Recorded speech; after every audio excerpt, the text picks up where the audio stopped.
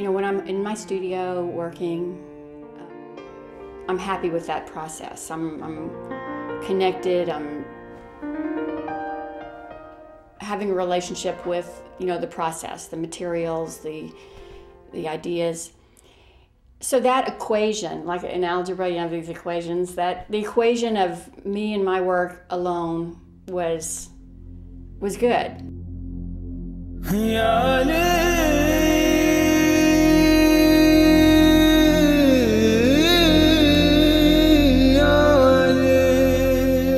Every time I tried to integrate me and my work and the world, there was, and I did. I mean, I tried, and not as much as I should though, because it was always so uncomfortable for me. Looking at things from a perspective of better than or less than. You know, I'm either better than or less than. And that is just such an uncomfortable place to be. And I just hate it, because usually I would end up on the less than side of it.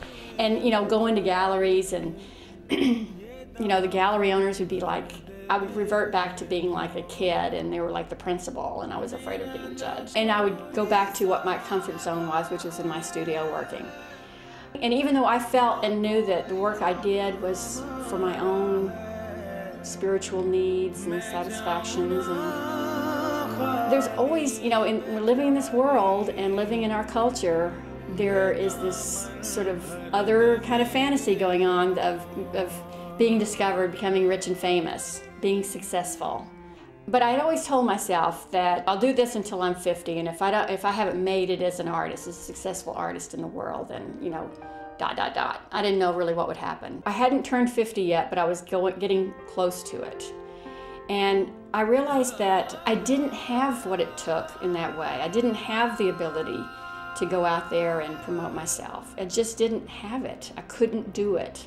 And I had to come to acceptance of that. So what had happened was I needed to work a little more. You know, I needed to bring in some money because the way the economy was, and so I wanted to get a job. A friend of mine needed someone to take care of their child, and my mom had done some work like this, and she was like, "Oh, it's so life affirming." And I thought, well, you know, I don't have any children, and I'm happy with our life, but you know, maybe it would be a neat experience to take care of a child.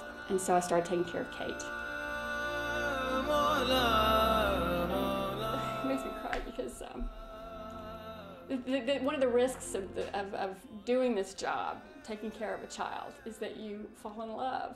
You can fall in love, and that's what happened to me. I fell in love. I hope that she stays in our life, because there is something very profound about connecting on a deep level to a child.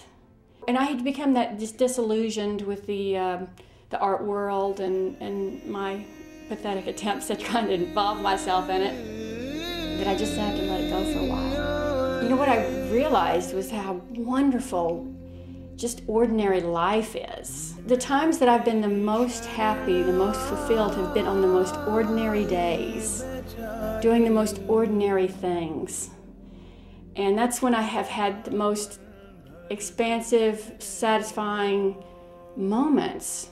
So why do you know, this whole thing that our culture promotes, that, you know, life kind of begins and you're legitimate and you're a real person, you know, sort of this American Idol way of being, it's so bogus. Such a freedom that I don't have to become rich and famous. I don't even have to be special. You know, I can just be ordinary.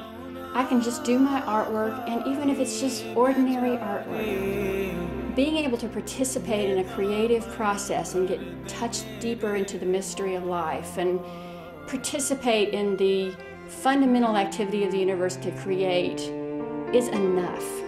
That's what it's all about. I don't have to be manipulated by that belief system anymore. Do I have to play by, you know, those rules? Why can't I just do what do I really want to do? And I just really want to just be as close as I can to that creative process. Whatever I can do.